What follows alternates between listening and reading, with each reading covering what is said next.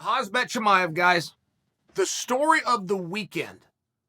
And quite frankly, the single greatest non-pay-per-view ever in our sport. History was made in the form of Glover Teixeira. Not only was history made with what Glover did, becoming the oldest fighter ever to capture his first championship, but what a feel-good story, right?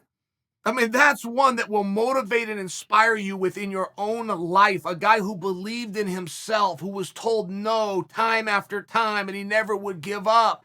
This is what movies are made out of. It played out in front of our eyes. It wasn't the biggest story. Khamzat Chimaev was. Why? Why? Every time I got to hear from a fighter, to do a fight, it has to make sense. I've been hearing this since 1993. I've never heard anybody explain what makes sense. I don't know. They've never finished the thought because there is nothing more to add to the thought. They're just chickening out of doing something, and for some reason, this is one that's a little easier for the audience to digest. There was nothing leading to this fight that Chimaev just did that made sense, according to fighters and their dumb managers. Nothing. You think the leech was the ticket into the big time? Think the leech was the household name? The beautiful ranking, the marquee guy, the money fight. He's none of those things, and I'm not putting the leech down. It could be anybody. You walk out in front of eyeballs, you put on a good performance, you grab a microphone, you put an exclamation point on it, and you go to the back. It's a platform. It doesn't matter who you beat. You could beat the number one guy. If it was a snooze fest of a fight, it's not going to give you a bounce. You could beat a bum. If it's a very exciting fight, you're going to get that bounce. And Chimaev is intimidating right now. He's intimidated because of his attitude. There's nothing within his skills we haven't seen. They say go, you come across the ring, you drop down and grab a couple of the guy's legs. So what? What's the big deal with that, right? How come everybody doesn't do that, by the way? Have we seen a more effective double leg outside of the King, George St. Pierre? Have we? Why is Chimaev's double working so well? He wasn't a national champion. He wasn't a world and Olympic candidate. Why is he doing that so well? Guys, it's something called the reshot. You will see a number of great wrestlers come over to MMA. And over a period of time, not only are they not good at wrestling, they can't out-wrestle their opponent who wasn't a great wrestler. And you go, well, what happened here? Well, they fall in love with the concept and the idea that I must learn everything. I must learn to box and to kick and use my knees and my elbows and the twisting guys on the ground. They get away from what they're good at. And it's not like riding a bike, by the way, where you're never going to forget how to do it. You will forget how to wrestle. Your muscle memory will change. If you can't go shot into a reshot, you can't do MMA wrestling. Everybody can stop the first attempt. The first attempt sets up the second attempt. The second attempt gets you in close so you can finish on the third, but it's called chain wrestling. And you must drill it and you must practice it. There is nothing that Chimaev has done so far that we haven't seen. And the same thing goes with Islam. And off of Islam, that goes all the way back to Khabib. Khabib had some intricacies within the sport where he was very innovative. What Khabib could do, pushing you into the fence or with the leg entanglements once he got to the ground, had never been done. We just simply never seen it. I've been in a practice room my whole life. It wasn't a matter of I didn't know how to do that. I was never shown that. It was innovative. But we're not seeing innovation from Chimaev. And we're not seeing it from Islam. We're seeing very by the book chain wrestling. We're also seeing a loose attitude. That was one of the things that was most intimidating about Chimaev. It's his attitude. The fact that he's calling out 2 and 3 badasses at a time and sincerely does not care. The fact that he is willing to change weight classes on a week's notice, and these aren't just words, he'll actually go do it.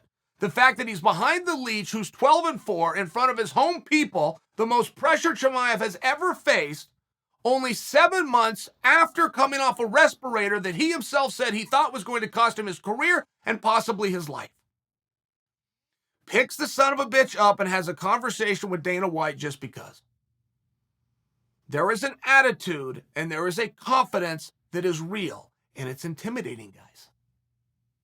It's making guys buckle. It's making guys back down. It turns out there is one badass still left, and his name is Neil Magny. And I've always believed in Neil Magny. I'll personalize this. I've always believed in Neil Magny. I've always seen the skills. And then Neil started getting bigger and harder fights, and I saw him dealing with the pressure. Then he started getting in longer fights, and I saw him go the distance. Start looking around, go, man, there's not a lot of weaknesses here, but he's not interesting to me. I'm not a Neil fan. I believe in Neil. I'm not a Neil fan because he's not interesting to me. I take it back. Now he's very interesting to me. He is the only guy that called out Chimaev. He did not only call out Chimaev by saying, look, I'll do it. And that would get him a lot of credit. That would put him in front of every other human being that likes this sport and can make 170 pounds. But that's not what he did. He then laid out a case. He laid out the case of, I was supposed to fight him on this date. XYZ happened. That fight didn't happen. I still want the son of a bitch. He laid out an argument. He's serious. And if you're going to be intimidated by the attitude and the willingness of Chimaev, you damn sure better respect the willingness of that call out by Neil Magny. It's real. I don't have a better idea. Chimaev is one win away from fighting for the belt, and there's many scenarios where he could go right in and fight for the belt. I mean, I'll give you one. Colby Covington beats Usman. Colby Covington calls out Chimaev. Boom, done. Usman gets the jump on Colby. Usman calls out Chimaev. Done. I don't think those are likely, but I am very confident in telling you that Chimaev is one win away from, and I do think if Neil Magny wants to poke his nose in there, nobody else is going to do it.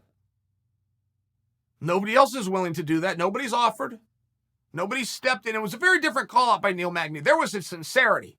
Neil did not only ask for the fight or say he would do the fight, he laid out a case as to why he should get the fight. It's real. This is a real challenge. And I do think that Neil can provide some real minutes. Neil made one comment. He said, I'll drag him in the deep waters and I'll drown him. What does that mean? It means I'm going to get the fight a little bit later, get him tired, and make him quit. Which I don't know why guys don't say that. Say I'm going to make the fight long, get him tired, and make him quit. Sounds way cooler and tougher than I'm going to pull him into deep waters and drown. It's just where did that come from? Why is that expression around? Is Neil right? Neil Magny can deal with the double leg. Neil Magny can also be taken down but protect himself on the ground. It's an interesting match. In a worst-case scenario, we're going to see something more from Chimaev. I was very comfortable in telling you guys, if you could find a prop bet at DraftKings, go bet that Hooker and Islam goes the distance. Now, in full defense of myself, I never considered a submission. That never crossed my mind.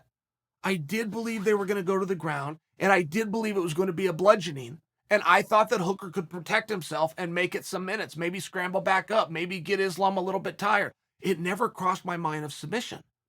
And that would also be the same opportunity that Chimaev would have to prove to it. I mean, if Chimaev got to his side, locked down an arm, got to a head and arm choke, just by example, I think he could really open the doors. I think he could really open everybody's eyes. If he just got to the second and third round, we would see something new and different. If he could find somebody to stop the takedown where he has to trade strikes, we could see something more. I'm curious. I want to see more. I respect what Neil Magny did. Now let's help Neil out. Let's get him the fight.